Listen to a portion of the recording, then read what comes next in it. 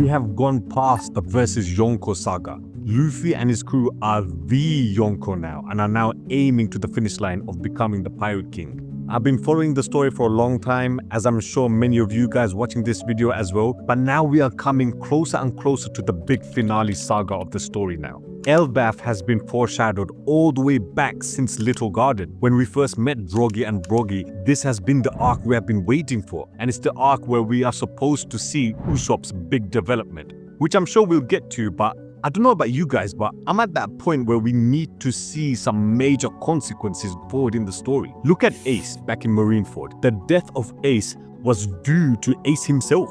Him turning back against Akainu when Akainu was bad-mouthing and insulting Whitebeard, when he could have just ignored Akainu's words and just run. The consequence of that moment was Ace's death. That was a major moment that shook the whole One Piece world and brought Luffy back to reality that sometimes he can't always achieve his goals and there will be downtimes or moments where he fails, and that whole Summit War saga was an entire saga of him failing. And him failing was due to the actions he took when he punched the Celestial Dragon in the mouth in that auction back in chapter 502.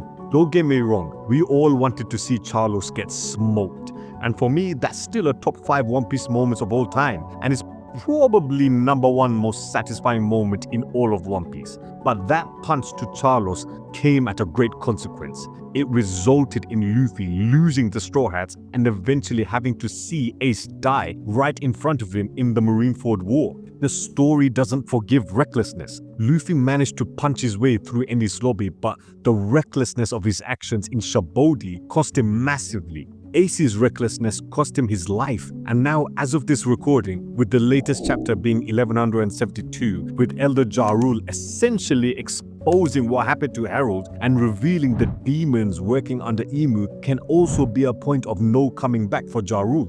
That was an epic speech by explaining that Loki is not the demon that the giants believed he was to be. The God's Knights are here now, and in my opinion, they kind of lost some credibility due to the God's Valley flashback, because Saint Garling was getting tossed aside by rocks and he didn't really make that much of an impact. Now, I get it, the God's Valley incident had the strongest guys of all time participating. However, if Garling actually managed to give a decent fight to any of the big names in that flashback, I think that would have raised the hype level of the God's Knights. For instance, if you see any Admiral pull up, you know there's going to be a madness. Or if any of the Yonko or the Worst Generation pull up, we will get hyped because we anticipate these guys will make moves or have fights that will change the landscape of the new world. And the God's Knights so far haven't really done that. What One Piece does really well is creating the sense of dread before the Straw Hats meet their next enemy. For instance, the phone call that Luffy had with Big Mom. I don't know about you guys, but when you watch that scene back,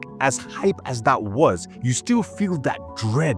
Is Luffy ready to be challenging a Yonko at that time when he literally just entered the new world? When Big Mom said to Luffy, "Come to the new world," I can't lie, I was scared for Luffy. Big Mom is an emperor, so immediately you think, is she going to have other pirates spying on the Straw Hats? Is she going to plan an ambush on the Straw Hats? There's so much stuff that Big Mom can do without ever fighting Luffy face to face. And that's the dread I'm talking about. It's not just about brute strength, it's about the power you have in this world and the things you can do without ever leaving your room, which the emperors can do because of their reputation. The admirals, when they pull up, every pirate in that area runs for the hills because they don't want that smoke against the admirals. No one does, and it's because of their reputation being the strongest warriors in the Marines. The God's Knights, for the viewer, are missing that for me. That reputation, that notoriety that makes us feel that dread. And I talked about consequences before.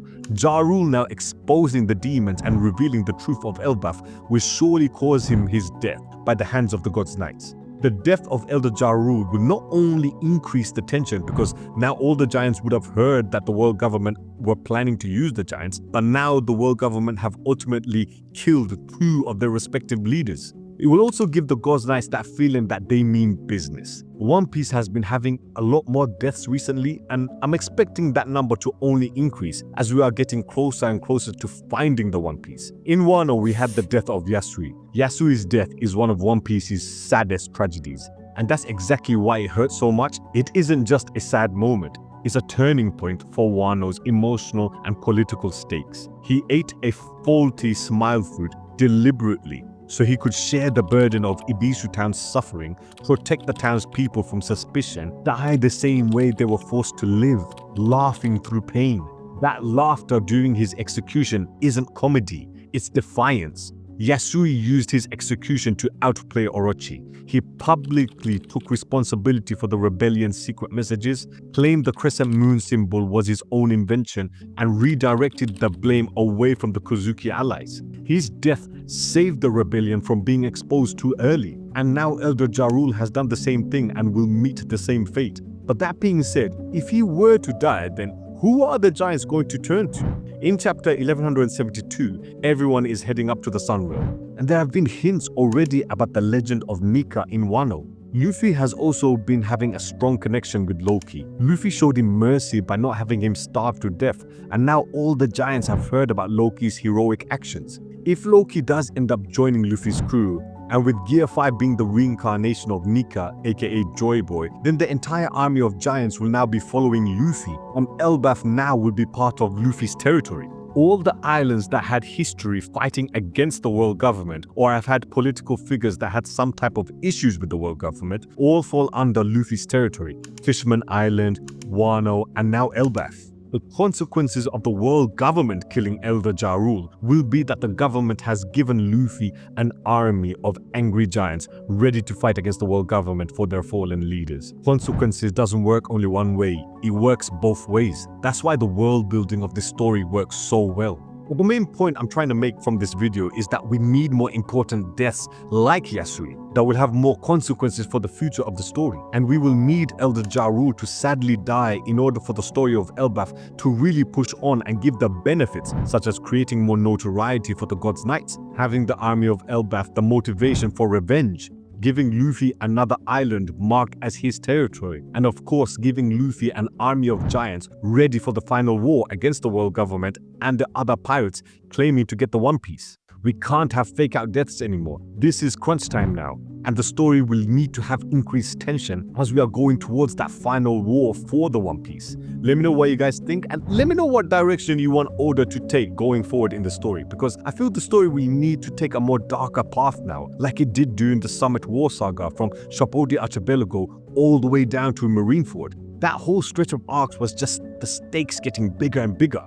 And now we have two Yonkos fall at the same time. There has to be ramifications for that. And I look forward to seeing what Oda cooks up for us going forward.